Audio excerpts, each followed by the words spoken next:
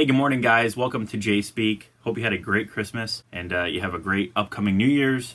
This week, we're going to answer some questions.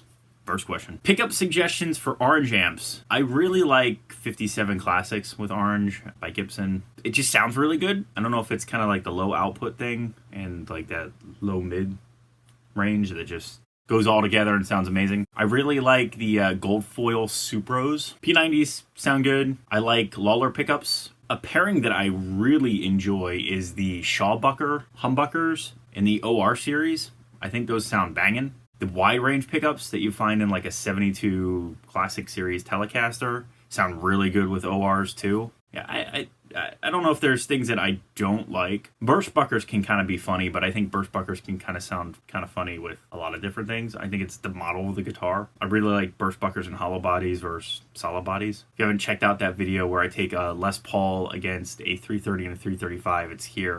You should check that out because that's pretty eye-opening as far as like the same pickup through an amp. Question 2. This was about the Fender American Professional Stratocaster HH with the Shawbuckers in the neck and the bridge. What did I think about the neck pickup? It's okay. I've always battled with the neck pickup specifically. I don't know why. I like the way a bridge cuts through. As I've gotten older, I've really liked the warmth and depth of kind of like a fuzzy neck pickup. Yeah, it's a good pickup. It's not my favorite, though. I prefer that pickup in the bridge versus the neck, but that could just be me.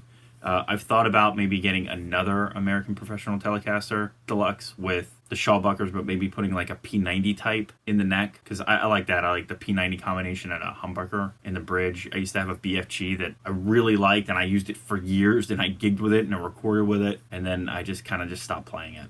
I don't know if it's because of the band I was in was no more, and that kind of defined the band, and I just couldn't look at it anymore.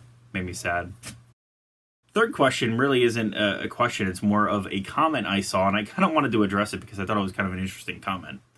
And it was about gain in video and comparing specifically a Friedman Dirty Shirley 40 and seeing across videos and landscape of YouTube land what the gain was set at in the gain structure switch. It's important to understand that much like gain is present in a video, so is presence. Presence on an amp, you're going to adjust that knob based on the room you're playing, based on the speakers and the cab. Obviously, a lower setting is going to be darker, and as you turn it up, it starts to cut through, and it's higher frequencies cutting through that mix. But gain is kind of the same way. You can dial in too much gain, it just doesn't sound right. But at the end of the day, along with gain, what guitar are you using, what pickups, what speakers, what cab, how are you miking it? Is it aggressively mic'd? Is it closer to the cone? Or is it more on the cap? You know, gain is a funny thing to set because you could say, oh, it has oodles of gain and I can turn it up and it still sounds good and defined and blah, blah, blah, blah. But the source is you.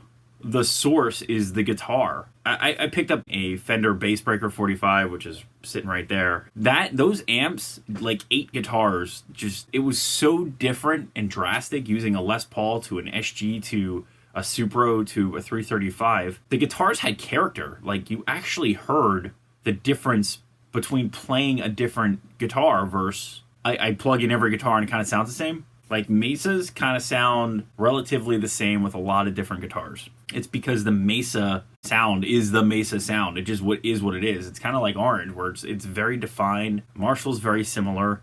Now, there are guitars that will cut through, yes. They are going to sound different, but largely, it's still a Mesa, right? With these amps, I noticed, especially as Bassbreaker, the guitars shine. Like, you hear differences immediately, and you have to change all the settings on the amp, and it just sounds different. And that's a good thing. Gain is kind of the same way. Gain interacts with how you're playing and what you're using, and I feel like you got to be careful when you watch these videos, my videos or anybody else's videos, that it's in context. Like, I don't want to do a lot of post EQ, so I try to EQ it so I don't have to do that. So what you're hearing is more amp EQ'd specifically for that song, for that part, versus here's a setting and I threw it in a mix and I post EQ'd the crap out of it, and it doesn't actually sound the way it would if you plugged it into a room at that setting anymore. I feel like you have to take everything with a grain of salt, and it gives you ideas of how things sound, not how they're going to sound for you at that moment in that song or jamming in your bedroom.